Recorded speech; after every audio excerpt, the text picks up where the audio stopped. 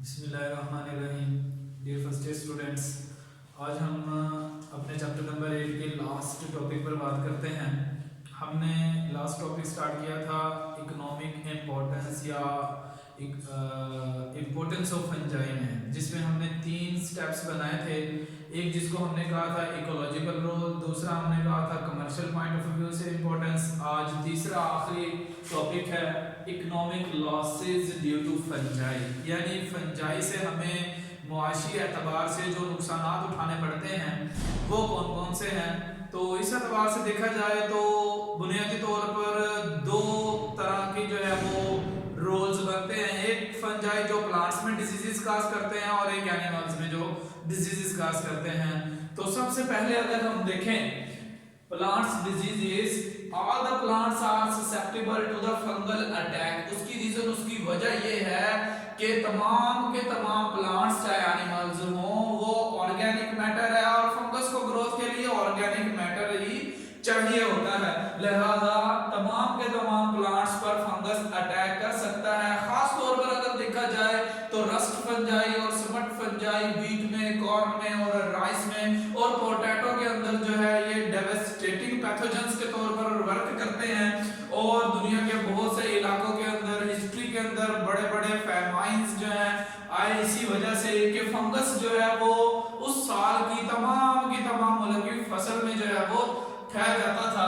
तो इस तरह से रस्ट फंजाई हमने इससे पहले बात की थी, that produces the brown coloured spores and the smut fungi these are produces the black coloured spores in the fruits of the plants. और इसी तरह से अगर एग्जांपल्स देखी जाए तो प्लांट्स में नंबर 1 है पाउडरी मैल्ड्यूज की। पाउडरी मैल्ड्यूज आमतौर पर हम देखते हैं जैसे ग्रेप्स के ऊपर होता है, हमें ग्रेप्स के ऊपर नजर आता है कि व्हाइट सा या ब्राउन सा एक पाउडर जो है वो मौजूद है।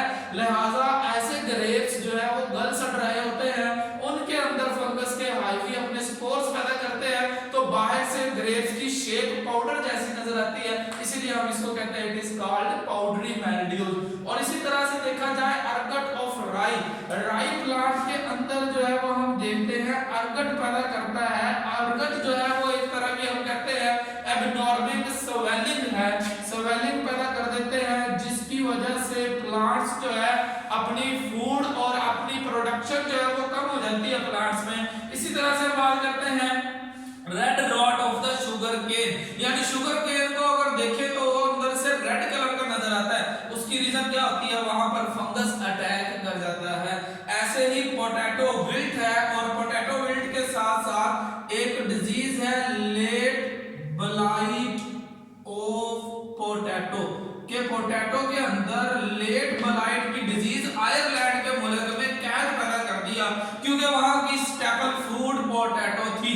इस तरह से हम कहते हैं पोटैटो विल्ट जो है आलू का पौधा, वो जब फसल तैयार होने के करीब है तो वो मुरझा जाता है, लिहाजा पैदावार नहीं होती ऐसी सूरत में। इसी तरह से कॉटन रूट रॉट, यानी रूट का जो गल सड़ जाना है, रॉट का मतलब होता है गल सड़ जाना। लिहाजा इसी तरह से एप्पल स्कैब जो हम देखते हैं, एप्पल के अंदर ब्लैक कलर का फंगस का हाइफी जो है अंदर से एप्पल को जो है वो ब्लैक कर देता है। लिहाजा ये वाली कंडीशन एप्पल स्कैब कहलाती है। Brown rot of the peaches, apricot, plums and the cherries, यानी कि जो के आड़ू हैं, खुरवानियां हैं और चेरीज वाले पौधों में ये उनके अंदर ब्राउन कलर के स्पोर्स पैदा करते हैं फंगस। और इस तरह से अगर हम देखें तो प्लांट्स में ये जो मुख्तलिफ डिजीजेस कॉज होती हैं, इसकी वजह से वो कहता है अगर देखें तो पूरी दुनिया में तकरीबन 15 से 50% फ्रूट जो है वो लॉस होता है। अगर प्लांट्स के प्रोडक्ट्स को डैमेज के एतबार से देखा जाए तो सैप्रोबिक फंजाई जो डिकम्पोजर्स और रिसाइकलर्स हैं वो फूड को, वुड को, फाइबर को और लेदर को डैमेज करते हैं। इसी तरह से अगर देखा जाए वुड रोटिंग फंजाई जो है वो ना सिर्फ अटैक करते हैं on the living plant trees but also the timber, यानी कटे हुए दरख्त के तनों को जिनको हम लॉग कहते हैं, ब्रैकेट और शेल्फ फंजाई उनको डैमेज कर सकता है। टिम्बर हम कहते हैं इमारती लकड़ी, यानी ऐसी लकड़ी जिसको हमने इमारत के अंदर यूज करना है, फर्नीचर वुड के अंदर यूज करना है, ये वाली ब्रैकेट एंड शेल्फ फंजाई उस पर अटैक कर सकती है। इसी तरह से पिंक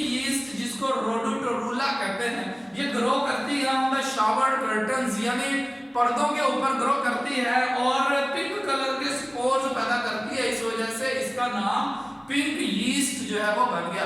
इसी तरह से देखें तो एनिमल डिजीजेस में 5 मेजर जो है वो डिफरेंट टाइप्स की डिजीजेस है एनिमल्स के अंदर। नंबर 1 इसको हम रिंगवर्म कहते हैं, जो एक इम्परफेक्ट फंजाई यानी डिट्यूरोमाइसीटी से बिलोंग करता है, ग्रो करता है फेस के ऊपर, बिटवीन द फिंगर्स, हाथ और पांव की उंगलियों के दरमियान में पॉइंट्स जो है वो गलने सड़ने लग जाते हैं। ये वाली डिजीज रिंगवर्म, आमतौर पर इसको ददरी भी कह देते हैं हम चेहरे पर। और इसी तरह से ओरल और वेजाइनल थ्रश है, यानी एक खास तरह का फंगस है जो खास तौर पर होंठों के लिप्स के जो मार्जिन है वहां पर अटैक करता है। और इसी तरह से फीमेल रिप्रोडक्टिव ऑर्गन वेजाइना के अंदर भी ये ग्रो करता है और इसको हम कहते हैं, ये कहलाता है कैंडिडाइएसिस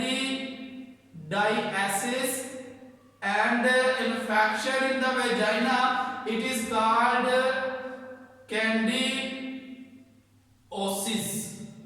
Candidiasis and candiosis, these are the two infections of the Candida albicans in the oral, in the mouth and the vaginal mucous membrane के अंदर ग्रो करता है। इसी तरह से जो और सीरियस इन्फेक्शन है, it is called histoplasmosis.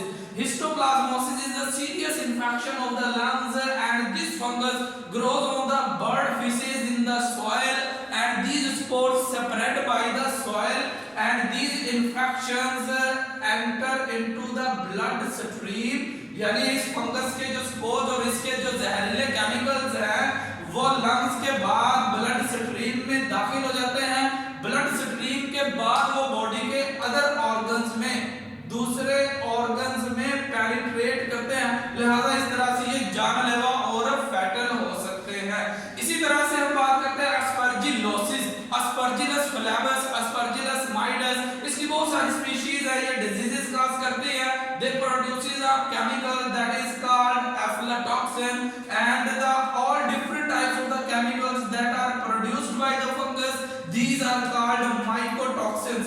हम इन एफ्लाटॉक्सिन्स और माइकोटॉक्सिन्स को देखते हैं, these are cancer causing and these damage the liver, यानी फंगस के जो जहरीले केमिकल जिनमें एफ्लाटॉक्सिन्स मौजूद है उनका मेजर असर जो है वो लीवर को डैमेज कर देते हैं। जैसे हम देखते हैं कि ये वाले अस्परजिलस फंगस जो है ये ग्रो करता है इम्प्रॉपरली स्टोर्ड ग्रेन्स पर, यानी ऐसे बीज जो हमने जखीरा किए हैं, गंदम के हो सकते हैं, मकई के हो सकते हैं, और इसी तरह से अगर ये बीज या ये चारा किसी एनिमल ने खाया जो कि अस्परजिलस फंगस से अफेक्टेड था, तो ये फंगस उस जानवर के, उस एनिमल के मिल्क में, मीट में और एग्स तक पहुंच जाता है, वहां से फिर आगे इंसानों में मुंतकिल हो सकता है।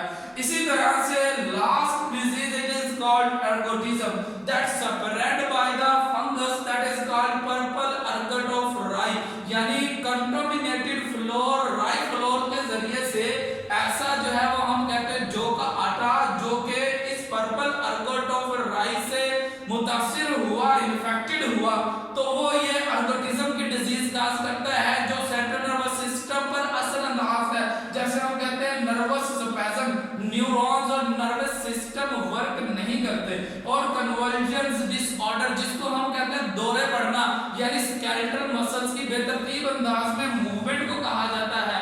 और इसी तरह से साइकोटिक डेल्यूजन, यानी नफ्सियाती तौर पर बंदा परेशान और उलझाव का शिकार रहता है, नफ्सियाती तौर पर उसमें फैसला करने की सलाहियत मौजूद नहीं रहती। और इन सब से हटकर अगर देखा जाए तो ये अर्गोटिज्म एक डिजीज काज करता है जिसको हम कहते हैं गैंग्रीन।